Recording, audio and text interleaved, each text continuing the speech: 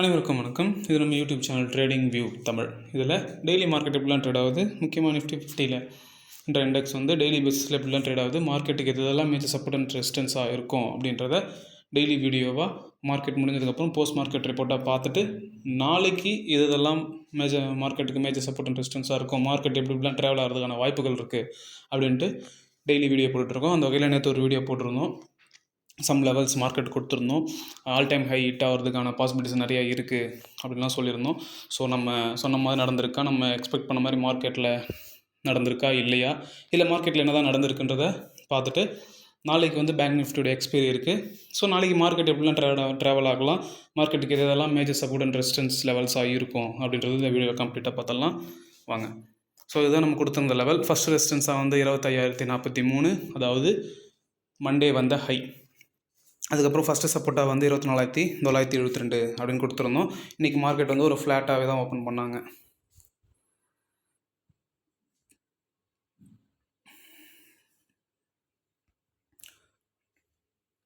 Market வந்து இன்றைக்கி ஒரு ஃப்ளாட்டாகவே ஓப்பன்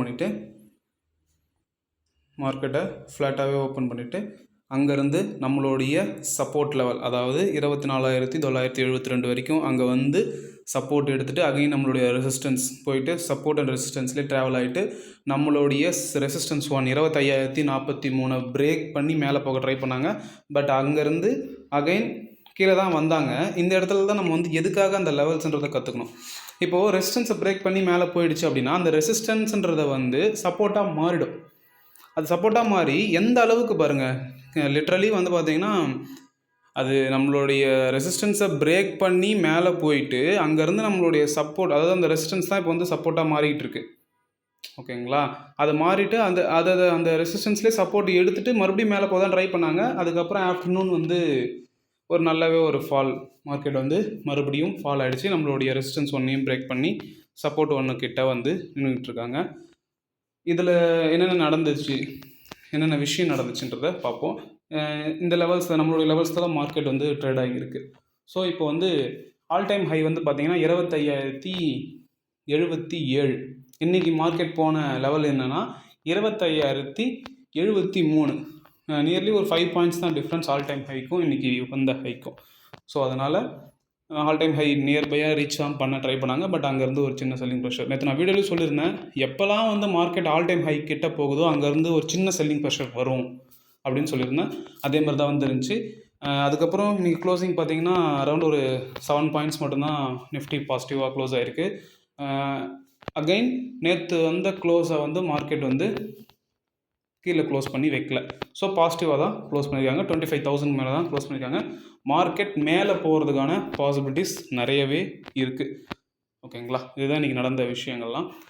நாளைக்கு மார்க்கெட் எப்படிலாம் ட்ரேட் ஆகிறதுக்கான வாய்ப்புகள் இருக்குது, இதெல்லாம் மேஜர் சப்போர்ட் அண்ட் ரெசிஸ்டன்ஸாக இருக்குன்னு பார்த்தலாம். நாளைக்கு பேங்க் நிஃப்டியோடைய எக்ஸ்பைரி இருக்குது. பேங்க் நிஃப்டியோட OI data as of now இப்போ வரைக்குமே வந்து மார்க்கெட் ஒரு அப் ட்ரெண்ட் போகிறதுக்கான பாசிபிலிட்டிஸ் தான் இருக்குது. இருந்தாலும் ஓஏ டேட்டா வந்து நம்ம லைவ் மார்க்கெட்டில் பார்க்கணும். ஒரு 15 மினிட்ஸ் ஒன்ஸ் இல்லை 1 hour ஒன்ஸ் வந்து நீங்கள் லைவ் மார்க்கெட்டில் ஓஏ டேட்டா பார்க்கும்போது உங்களுக்கு இன்னுமே யூஸ்ஃபுல்லாக இருக்கும். ஸோ வந்து இதுதான் நாளைக்கான மார்க்கெட்டுக்கான major support and resistance levels. First ரெசிஸ்டன்ஸாக வந்து இன்றைக்கி வந்த டே ஹை 25,073. சப்போஸ் மார்க்கெட் அதுக்கு பிரேக் பண்ணிச்சு அப்படின்னா 25,150. அதுக்கும் மார்க்கெட் மேலே பிரேக் பண்ணிச்சுன்னா 25,250. சப்போஸ் மார்க்கெட் கீழே வருது அப்படின்னா ஃபஸ்ட்டு சப்போர்ட்டாக வந்து 24,972, அதாவது 25,000.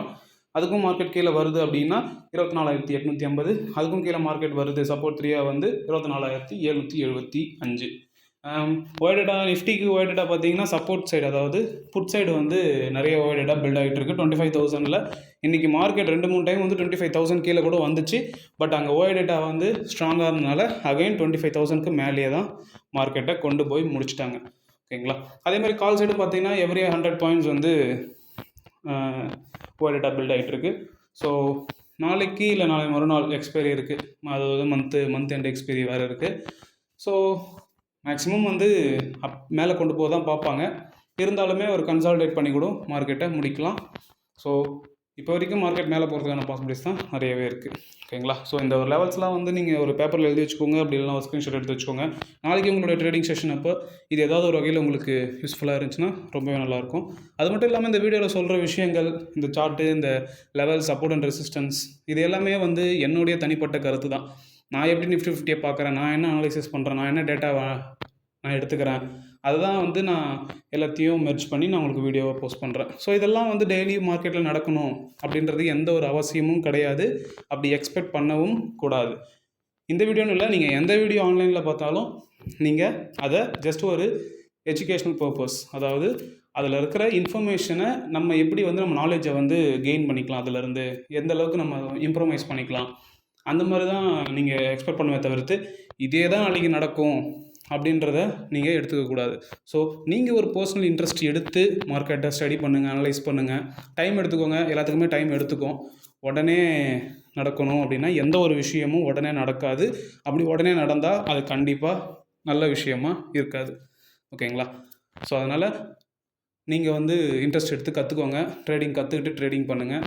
நீங்கள் உங்களுடைய ரியல் மணியை வச்சு ட்ரேட் பண்ணுறதுக்கு முன்னாடி ஒரு 3 months பேப்பர் ட்ரேடிங் பண்ணுங்கள். பேப்பர் ட்ரேடிங் பண்ணும்போது தான் உங்களுக்கு ஸ்கில்ஸ் அண்ட் எக்ஸ்பீரியன்ஸ் டெவலப் ஆகும். மார்க்கெட்டில் என்னென்ன நடந்தால் நம்ம எப்படி ரியாக்ட் பண்ணணுன்ற எல்லா விஷயமும் உங்களுக்கு தெரிய வரும். ஓகேங்களா? நீங்கள் ப்ராப்பராக 3 months பேப்பர் ட்ரேடிங் பண்ணிவிட்டு உங்களால் கன்சிஸ்டண்ட்டாக ப்ராஃபிட் பண்ண முடியும்னு உங்களுக்கு ஒரு நம்பிக்கை இருந்தால் உங்களுடைய ஃபினான்ஷியல் அட்வைசரை கன்சல்ட் பண்ணிவிட்டு எப்படி இன்வெஸ்ட்மெண்ட் பண்ணலாம், எப்படி ட்ரேடிங் பண்ணலாம் அப்படின்றத பிளான் பண்ணிக்கோங்க.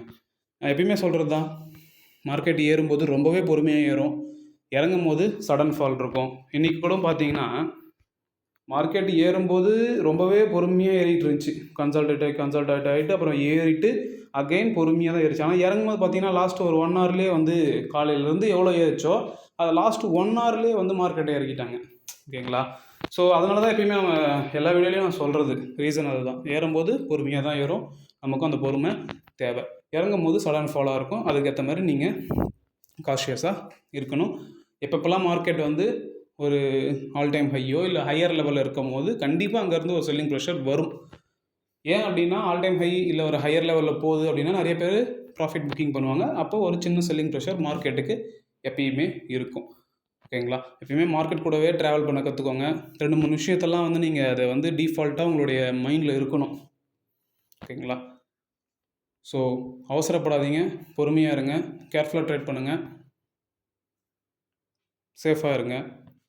நாளைக்கு மார்க்கெட் எப்படிலாம் ட்ரேட் ஆகிருக்கு, பேங்க் நிஃப்டி எக்ஸ்பைரி எந்த மாதிரி நடந்திருக்குன்றதையும் நாளைக்கு போஸ்ட் மார்க்கெட் ரிப்போர்ட்டில் பார்த்துடலாம். ஓகேங்களா? நன்றி, வணக்கம்.